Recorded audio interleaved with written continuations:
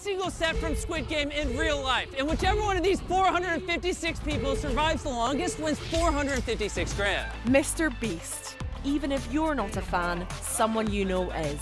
He's famous for giving away multi-million-dollar cash prizes and the grand stunts he pulls. It's like American Dream style.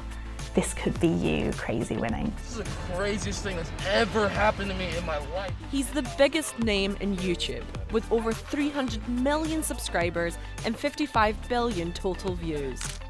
When he posts a video, it's guaranteed 100 million. That's more than the population of the UK. I'm so excited. Guys, I got a dog. Who is his audience? Kind of anyone. But now he's facing a lawsuit, controversy, and claims of exploitation. It just seems to be a snowball effect, like one thing happens after the other, and it's just controversy after controversy. Could his kingdom crumble?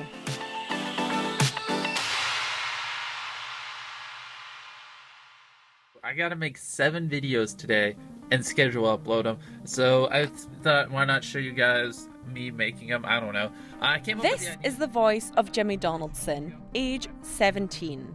He's now more commonly known as MrBeast, the most popular YouTuber in the world. He starts posting when he's a teenager, and the kind of videos he's posting are things that people were sort of posting around then. YouTube back then was videos which were 2 or 3 minutes long. There were things like, who makes the most money on YouTube? How much does PewDiePie earn? Things like playing Minecraft, which are, still a big deal on YouTube now. Zombie pigman. Ooh, this may be a challenge. Jimmy clearly, even from being really young on the platform at like 14, clearly wanted to succeed. And you can see that from his old videos where he's just trying clearly to make something work. All he wants to do is be a successful YouTuber. It took me over a year to get my first 1,000 subscribers, like a year and a half. Took like almost a year to get the second 1,000. And the fact that I just gained 1,000 subscribers in like the last 11 days, and from 4K to 5K only took 12 days, and 3K to 4K only took 19 days. It's awesome, I never thought I'd be growing like this. He grew up in North Carolina, and he's a pretty normal guy. There's nothing super special about him. He went to school, he dropped out ultimately. The only thing that makes him different to you and me is he came up with a way to be really, really popular on YouTube. 1, 2, 3, 4, 5, 6, 7. After 5 years of posting, one video changed the game. MrBeast uploaded an almost 24-hour-long video of him counting from 1 to 100,000. 25, 26, 27, 28, 29, 30. 31, In just 1 week, it amassed over 6.5 million views, making a MrBeast video viral for the first time. That video is really clever because it's doing so many things that weren't happening on YouTube at the time. That video isn't just something that someone would click on once. Because it's so long, people then click on it multiple times over and over, which means that the amount of views you get shoots much higher than other footage would have been at the time. It resonated with the audience, so he doubled down on that type of format. All right, number 1, your acceptance. By using or visiting YouTube's website or any YouTube product, software, or data. He read YouTube's terms of service aloud. He did all this weird stuff that was him putting himself under duress in a way that showed his determination to succeed and commitment. So this is where he really changed it, okay? So his big hit after all those videos is him going into a car dealership with 2 or 3 of his friends with wheelbarrows full of pennies. And the gimmick was, I bought a car using pennies. Alright guys, so this is the manager of the store, and it takes a crazy man to accept all these pennies. So, well, first off, I appreciate it. This is going to get a lot of views, and I like views. That was a massive turning point for his content, actually a massive turning point for YouTube in general. This is a real prison, and me and the boys are gonna try to survive the next 50 hours locked up here. As MrBeast grew, he leaned into creating huge challenge gimmicks. I have a Lamborghini, and I'm going to give it away. You want to watch this video. But he also began to make a lot of giveaway content too. That's why today we're going to be tipping waitresses with gold bars, PlayStations, TVs, laptops, and more. I think the most well-known feature of MrBeast's content are the giveaways. He is known for giving away tens of thousands, sometimes hundreds of thousands of dollars. So much of what people think when they think of MrBeast is what he's going to give to people. If it's keep your hand on the car, they're winning the car, or they're winning a house, or they're winning something else, or maybe he's giving people an amount of money and sending them into a supermarket to buy whatever they like. This like American Dream style. this could be you crazy winning. So he then took it further and further and further, and you end up with the epitome of his success, which was real life Squid Games. So that's been viewed over like 657 million times. I recreated every single set from Squid Game in real life, and whichever one of these 456 people survives the longest wins 456 grand. It really managed to capitalize on a growing trend and then tries to recreate it as much as possible within a month. I think the original version came out in September 2021, and it was literally a month later they just did their own version where they recreated many of the stunts. And if you leave in the next 5 minutes, I'll give you $4,000. Let's weed out some of the weak people. No, $4,000. Just smack your shit. Thank you. I was not expecting this many people. That was incredible. How he produced that and in the speed was insane, and he beat a massive sort of business as Netflix. They couldn't do it in the time that MrBeast did. But how does he bankroll it? It's a combination of ads and sponsors. MrBeast might be a billionaire. He's definitely approaching it. We could never say with surety how much money he gets from ads on YouTube, for example, right? But if his videos were being judged for ad payments by the same metrics as someone who just started out on YouTube, well, he might be making $500,000 from a video. In practice, in reality, he's the biggest person on the platform. He's got such a clear audience. He'll be making so much more than that. Influencers make 70% of their money is through brand deals. If they sponsor a segment, they have a 60-second segment of that video where you have to say their talking points. But those fees for MrBeast can be like between $2 and $3 million a video just for that segment. This is the first out of 1,000 deaf people that we're gonna help hear again. And she hasn't heard her mother's voice in 4 years. He's received huge praise for giving his money away, but sometimes it's come at an extra cost. His so-called stunt philanthropy has been criticised for exploiting vulnerable people for the sake of clicks. He gets a lot of stick, MrBeast, for philanthropy because those are deemed as controversial because of something that disabled people call inspiration porn, the idea that you're profiting, making money out of a video of someone, being able to benefit like that. His generosity has received some criticism. I think some people say it's a bit exploitation-y, that you don't really have to do it in front of on camera, particularly people who are in needs of receiving that cash in the first place. As time has gone on, where the prize money has just got so much bigger, people are now seeing that he could be taking advantage of innocent people who desperately need that money. But then other people say, well, hang on, he's actually giving away this money in the first place. That should just be considered to be a nice thing. MrBeast responded to the backlash by saying ideally governments, not content creators, would be building homes and curing blindness, but he couldn't stand by and do nothing. Without the philanthropy, the content could feel quite vapid. It could just be seen as him building these insane sets, doing this crazy stuff and holding on to the money. I think maybe that's something that he had to learn, that not everything works when it comes to giving things away and putting it on the internet. But when I'm talking about his philanthropy, I'm not talking about things he's putting on the internet. Beast philanthropy, giving 25 million meals away, well, that's not very widely publicised. There is nobody who could possibly say it's a bad thing that he's given away that much food to people who need it. Any criticism received hasn't had much effect on his appeal. In June 2023, MrBeast became the most watched channel on YouTube. Who is his audience? Kind of anyone. When he posts a video, it's guaranteed 100 million. That's a baseline. That's what he expects. 100 million people watching his videos. That's more than the population of the UK. He's a household name for the most part, definitely with the younger generation. He seems like the type of person, he's stayed in his hometown, he has his girlfriend, he has a dog, he has all his friends that he makes content with.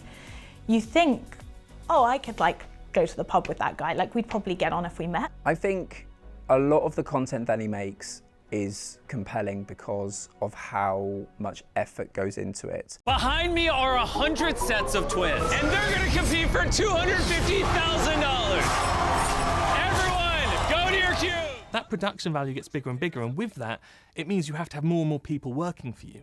So when he had those videos early on, it was him. Then he had videos which were him and his friends doing things. Great, he made them part of the channel, he gave them salaries, they become part of the production company. The production company got bigger and bigger. I mean, there must be hundreds of people now who are employed under MrBeast umbrella. It takes 5 months for each video to get made. So 3 to 4 months of planning and then 3 to 4 weeks of editing process. So I can't imagine another YouTube creator who would give up that much themselves for so long, who shows literally no sign of slowing down. He was interviewed on like, where do you want to be in 10 years? Do you want to have kids? And he was like, I don't know, I think about YouTube all the time. Ever since I was 13, I just made the decision I was going to be a YouTuber, I was going to die trying. Sounds different hearing me say it now, but I had that type of like devotion when I was younger. Like even when people would tell me it was crazy, no odds in my favor, with no equipment, no nothing, no social skills, no editing, no camera, no one to teach me, no one to help me. I was just like, I don't care. I'm going to figure it out or I'm going to die trying. MrBeast himself pretty much dropped out of uni to try to work out how the YouTube algorithm worked. He used to spend hours trying to work out exactly what sort of content, how you try to market it, and how you can get the maximum amount of people. And I think once he cracked that code, it just got bigger and bigger and bigger.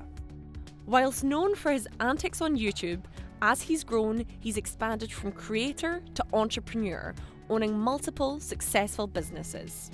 He started MrBeast Burger, which while everyone was at home, he had people all around the world making ghost kitchens with the burgers. Since then, he's sued the company for not creating edible food. So it was very successful initially, and then the quality didn't remain.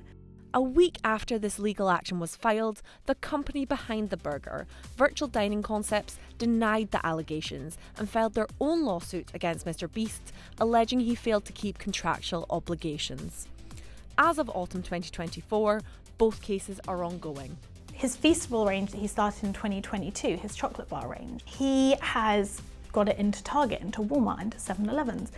It's challenging Hershey's as an American chocolate brand. And it's so interesting to see a YouTube creator not just creating their own merch, but creating their own brand.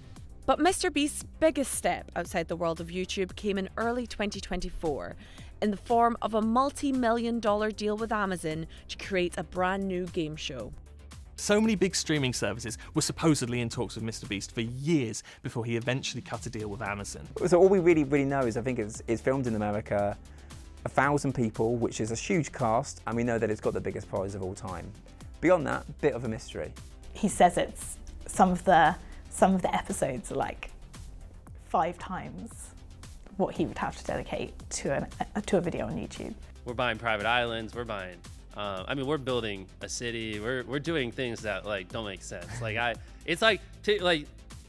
picture my biggest YouTube video ever. Like this is it, and this is like a normal episode on that show. Because I have a way bigger budget. Way more money than I normally have. The transition to TV isn't always so easy. Normally, if you wholeheartedly take an idea or a concept and make a TV show, it can sometimes just fall apart. In September 2024, 5 contestants from Beast Games filed a lawsuit against Amazon and MrBeast production company, alleging unsafe working conditions. There are quite a few allegations that they touch on unsafe working conditions, sexual harassment, that they were overtired, that they had to work for long periods of time. They allege that some of the people who took part in the program had not had background checks on them, and that they also said that they have had physical injuries and that they didn't have access to appropriate medical care. MrBeast has made videos giving things away to people for years now, and he's never had a lawsuit from somebody claiming he didn't pay out on time or claiming that he mistreated them in the video, and yet that's what Amazon and him are facing now. I think TV's a very different ballgame just because of the way that TV is made. You have to go through so many people to go and get things signed off, whilst if you're on the internet, who do you have asked? You don't have to ask permission from anybody. As he steps up into this more traditional media space, he needs to realise he's going to be held to this much higher level of scrutiny. The competition regulations are going to have to be so much more carefully looked over by lawyers, that I think it's probably going to change somewhat the nature, the playful, haphazard nature of the way he produces content. We haven't heard MrBeast or really Amazon say that much about it at this point. You would imagine they will do so at one point. This is all we know is the allegations. I think where this is really hurting him is people hold MrBeast to a higher standard. There have been so many instances this year where question marks have begun to be raised. You think, well, hang on a second, is he going to be able to withstand all of these issues? Earlier in 2024 on his YouTube channel, MrBeast faced criticism over one of his childhood friends and co-hosts allegedly sending inappropriate messages to children. Ava Chris Tyson was a co-host of his for a very long time, and his standing by her was seen as this massive move in the trans community. Oh my God, this really prominent person. Then some backlash started to happen. There was a lot of controversy about messages that had allegedly been sent by that person. MrBeast ultimately had to make the call. This is starting to damage the brand. And Ava does not make videos on the MrBeast channel anymore, does not take part in any of MrBeast's videos. Ava Chris Tyson issued a statement denying any wrongdoing whilst also offering an apology for any past online behaviour. Posting on X, MrBeast said he was disgusted and opposed to such unacceptable acts. He added that he is now focused on hiring an independent third party to investigate thoroughly.